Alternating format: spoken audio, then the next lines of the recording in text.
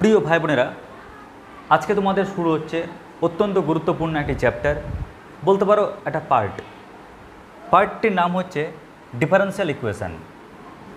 তোমাদের এই differential equation কিন্তু বেশ অনেক বড় একটা পার্ট, বড় একটা শাখা। এর মধ্যে অনেকগুলো কিন্তু ভাগ রয়েছে চ্যাপ্টারে, কিন্তু তোমাদের বিভিন্ন এন্ট্রান্স পরীক্ষায় যে ধরনের প্রশ্ন বারবার দেখা গেছে বা সমস্ত কন্টেন্ট একদম পুরো কভার হবে তার রেসপেক্টে যদি ভাগ করি, তাহলে মোটামুটি আমরা এই কয়েকটা পার্টে ভাঙতে পারি। এটাই তোমাদের রোড ম্যাপ। আর তোমাদেরকে মোটামুটি এক একটা পার্ট ধরে ধরে যদি করো, তাহলে বলতে পারবে যে না, এন্ড অফ দ্য ডে এই চ্যাপ্টারের উপরে তোমার ফুল কন্টেন্ট কভার হবে। তো একটু বুঝিয়ে দিই বিষয়টা। ফার্স্ট টপিকটা কি? ফার্স্ট টপিক হচ্ছে অর্ডার অ্যান্ড ডিগ্রি ক্যালকুলেট। মানে তোমাকে একটা ডিফারেন্সিয়াল ইকুয়েশান বলে দেবে, কেমন ওই ডিফারেন্সিয়াল ইকুয়েশানের অর্ডার কত, ক্লিয়ার, ডিগ্রি কত, ডিগ্রি মানে মাত্রা, অর্ডার মানে কি ক্রম, ক্রম কত, মাত্রা কত, এটা ক্যালকুলেট করতে দেবে। মনে হতে পারে স্যার ক্রম মাত্রা তো ইজি ব্যাপার, কিন্তু ওখানেও কিছু টেকনিক, কিছু থট থাকে। অনেক সময় এন্ট্রান্সের সিরিজ রিলেটেড কিছু টপিক দিয়ে দেয়, ডিফারেন্সিয়াল ইকুয়েশানের ডেরিভেটিভের সিরিজ দিয়ে দেয়। ফলে ওই ধরনের অঙ্ক যেহেতু এন্ট্রান্সে আসে, তাই তোমাদের উচ্চ মাধ্যমিক লেভেল থেকে একটু বেরিয়ে ওই অঙ্কগুলোকে টাচ করতে হবে। যাই হোক, নেক্সট হচ্ছে ফরমেশন অফ ডিফারেন্সিয়াল ইকুয়েশান। এর মানে হচ্ছে ডিফারেন্সিয়াল ইকুয়েশান গঠন, কেমন করে তুমি ডিফারেন্সিয়াল ইকুয়েশান বানাবে। তো মাথায় রাখবে, আসলে ফরমেশন অফ ডিফারেন্সিয়াল ইকুয়েশান এটা হচ্ছে application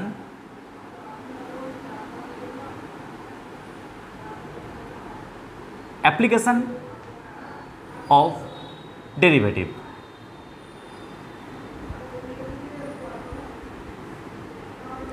clear? Application of derivative মানে তোমাকে একটা ফাংশান দিয়ে দেবে, ওকে ডেরিভেটিভ করবে, ডেরিভেটিভ করলে তবে না ডিওয়াইডিএক্স আসবে, আর ডিওয়াইডিএক্স আসলে তবেই সেটা কনভার্ট হবে ডিফারেন্সিয়াল ইকুয়েশানে। তো তোমাকে বিভিন্নভাবে বলতে পারে, হয়তো তোমাকে ফাংশান দিতে পারে বা কোনো ডেটা দিতে পারে, ওই ডেটা পড়ে তোমাকে কাজ করে ডিফারেন্সিয়াল ইকুয়েশান তৈরি করতে হবে। ক্লিয়ার? তো তোমাদের এটা রয়েছে। নেক্সট কি? নেক্সট রয়েছে এই কয়েকটা কেস, যেমন variable separable method.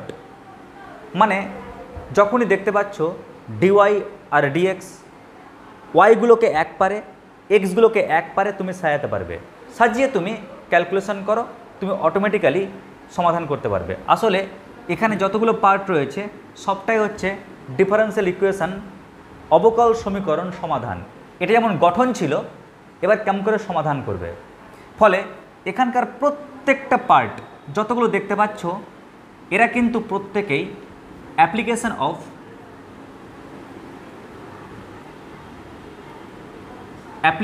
Of integration.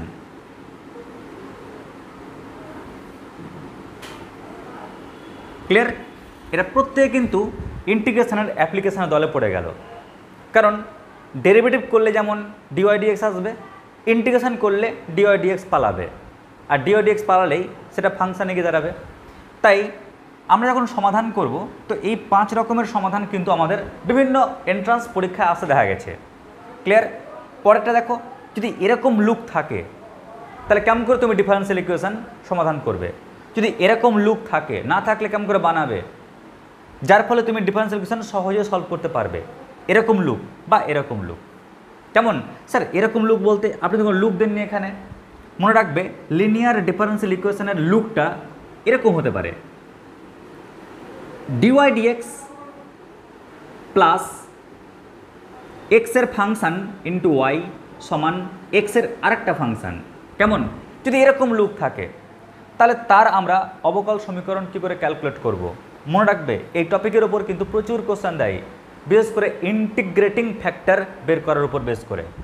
তাই আমাদের কিন্তু এই টপিকটা খুব গুরুত্বপূর্ণ। তো এই 5টা পার্ট রয়েছে। এখন তোমরা বলবে স্যার আপনি বলছেন এটা ডেরিভেটিভের অ্যাপ্লিকেশান, এটা ইন্টিগ্রেশন অ্যাপ্লিকেশান, তাহলে তো অঙ্ক অনেক বড় হবে। না, আমরা বড় নিয়মের পাশাপাশি আমরা শর্টকাট নিয়ম শিখব, যাতে আমরা অনেক বড় অঙ্ককে দেখে খুবই কম সময়ে যেন শর্টে আমরা করতে পারি, আর এক্স্যাক্ট যেন অ্যান্সার আমরা পৌঁছাতে পারি। ক্লিয়ার?